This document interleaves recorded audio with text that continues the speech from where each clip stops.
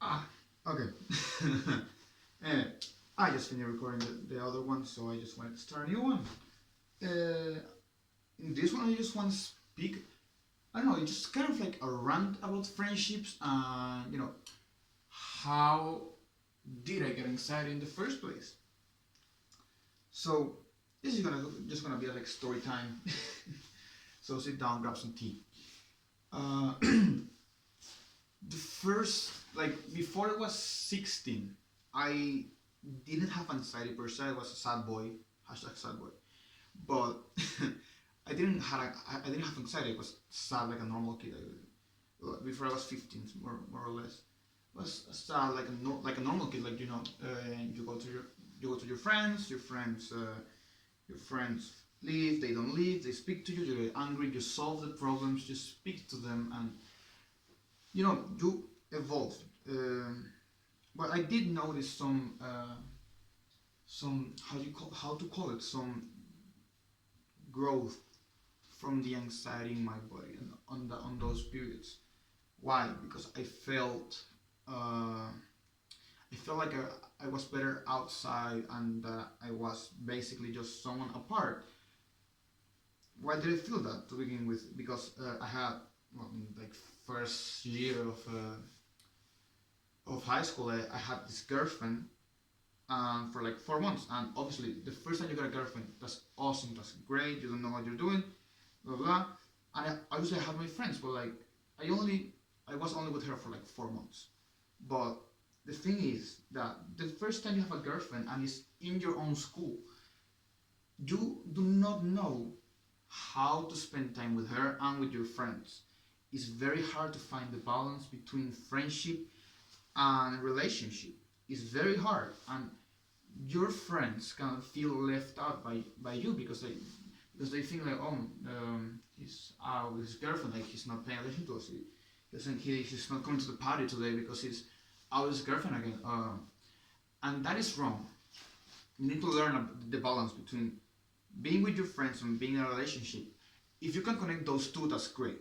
You are gonna get better, and you're gonna be better.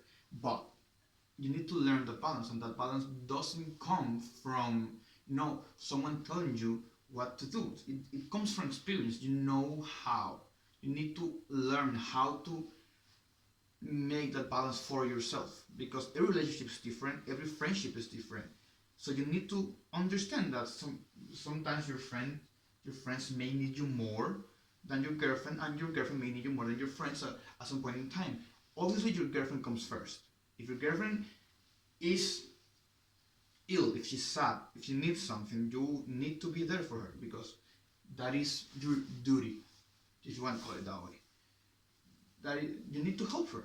Uh, I would put my girlfriend over my friends, obviously. If I and But like you need to learn that balance. You need to learn that, oh, my girlfriend has a fever, but my friend's missing an arm. I need to go to the hospital right now. Like you're not gonna, oh, you miss an arm, don't worry. I'll just go check the fever and come back to see you tomorrow. Like that's not it. You need to learn the differences between when to help and when not to help. So yeah, I had a lot of issues with my friends because of that, because I didn't know the balance. I didn't know how to put myself in the position where I could help her and my friends and spend time with her and with my friends. So that obviously caused my friends to, kind of recoil a little bit about me, and that certainly didn't go away for years. This was I really like 9 years ago. So what came next? What came next was me being socially isolated, but at the same time trying to fit into a box with different people. My friends were still there, obviously, but like they just didn't invite me, they didn't text me. So I just feel a little bit left out. So what comes next? You start being back, you start recovering. And yes, I know people will say something like, "Oh, your friends are just not good friends." But you need to understand that when you're in high school, the things are different. Your friends don't understand as much as you of relationships. Like they don't understand shit. You don't either, and that's okay. If you're a grown adult, then you need to grow the fuck up and Just man yourself up and accept that your friend is going through a relationship, is going through a breakup, is going through something, and maybe he needs help now. Even though you weren't, he wasn't there for you all the time. You cannot be worse than them. You need to be better. You need to say, you weren't there for me, but I am here for you. Because that leaves a mark, that helps them. And now, but what came next is me having a relationship with a girl. This girl have had, or at least it is believed to have had, a personality disorder. More specifically, the borderline personality disorder, so BPA, and BPD, something like that. And the thing is, that just dragged me down a lot. I've spoken about this before. You cannot drag the other person down, but she did. She did drag me down a rabbit hole that I will find myself living in for a long time, and still today I am living in that rabbit hole. Because from her I learned to love, and I also learned that love can hurt, and that loving does not always means that's okay. What do I mean by that? If your boyfriend, girlfriend, or whatever is having, is having a rough time, it just treats you different, and just is having just like this bad few days, and then it's like if they are like if they're angry or something, they suddenly they just yell at you for no reason, then that's normal. That's not okay, but it's normal. It's going down. It's normal that someone gets angry and just lose control. One time, two times. But when the other person is looking after you or looking for you, meaning they're looking to harm you, that is an entire different world. And at this point in time, you need to get the fuck away. I didn't get away. Why didn't I get away? Because I was in love. I was young. I was in love. I was stupid. Okay. So what did I do on those times? I made what I could for that person. I stayed there. I survived. I started to have anxiety because I didn't know whether she was gonna leave tomorrow, or if she was dying today, or what she was doing, where was she? Because you have to understand that at the time, I would receive a message a day saying, "Oh, I just cut myself," or I wanna die," and all of that, and that for a person that's just a lot that you shouldn't have to go through that. You shouldn't have to receive a message from someone saying, "Yeah, I wanna kill myself today." That's not okay, especially from someone you love, especially from someone you care about. That's not okay. You shouldn't send that to someone. If you are feeling that way, then you should, again, like the video before, communicate. You should speak, but you should not wake someone with messages like that. You should try and get a hold of yourself and get your ideas organized. And I know that's hard, and I know it's not easy, and I obviously know that it's not gonna work the first time or the second time, but you need to do it. You need to be aware of that. So what happened to me after in this relationship was that I developed this kind of I developed this, I don't know, this way of worrying about this person so heavily and relying on her so much. I was codependent with her, so much that I would leave my house to go to her house in Venezuela, which is not safe to do that. I would walk 45 minutes to her house and stand down because she was saying, "Oh, she's gonna do something stupid." I needed to be there because I didn't want her to harm herself. That being in that position is not okay. That creates a lot of problems. That created a lot of problems in me, personally now, where she was always no yes, no yes, being in a relationship or not. I even once she said to me, "Oh, I forgot we were boyfriend and girlfriend," and obviously that shit hurts. And what happened? Well, I worried a lot. I received beatings, like emotional beatings, for that matter. Every single day, I was scared for her.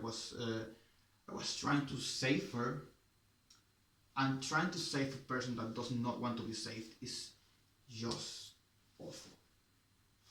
You need to accept that you are wrong, and you need to accept that you need help. And the first, and when you accept that, you can get help. But this was a relationship of 2 years, so basically, you need that. Like you need to accept that. And she wasn't like she knew what she was doing, but at the same time, she once told me that I enjoy hurting you. I was like, why? Because that's not okay. But even after that, I stayed. I had to manage my words, because if I said something wrong, then she would go rogue and just head over heels on starting to beat me like emotionally as hard as she can. Uh, and that point just came to to kind of saying to the hilt, like the hilt of the sword. Well, it just went all the way up until it broke. And what happened the day it broke? The day it broke is the day I basically started developing a very heavy anxiety disorder at this point. What happened to me was I said a commentary. I said something. She didn't like that something. After that, when she got angry, she got very angry, and she said "fuck it," and just decided to say everything. Like we were okay, and then she changed. Like a bipolar person, she just changed personalities and just starting to be bad towards me, and I couldn't take it anymore. So I said to her, I need you to call my parents. I need you to tell them I am not okay, because what happened in this is there's a retroalimentation in this relationship, where if she was if she was angry, I would get angry, and when I got very angry at that point, she would stay calm, like, oh my god, I'm sorry.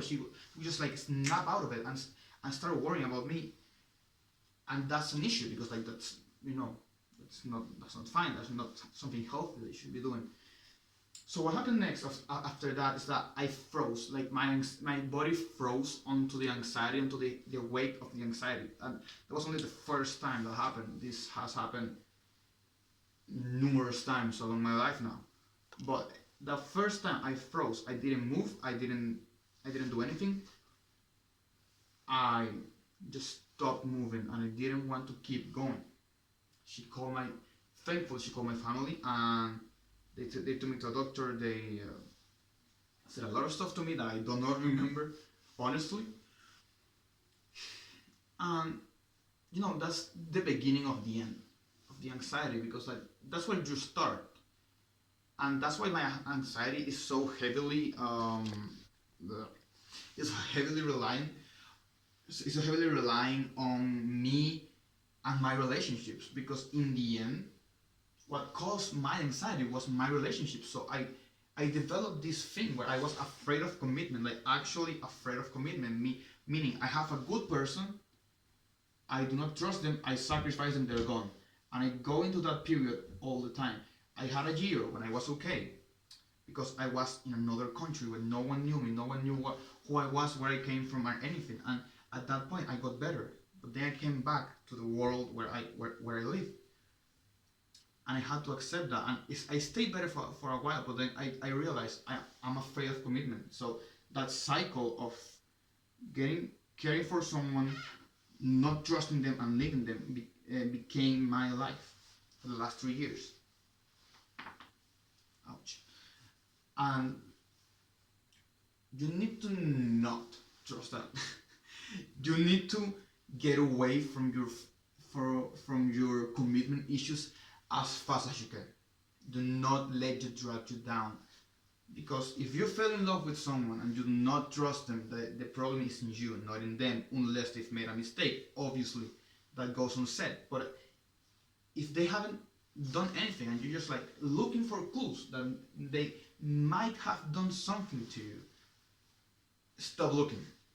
because you will only hurt yourself, them, and those around you, because in the end you are getting attached to someone you know you don't trust, and and they're getting attached, and then you're sacrificing that person for your own good, even though what's better for you is to be with that person.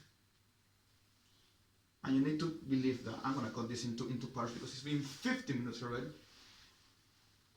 Okay.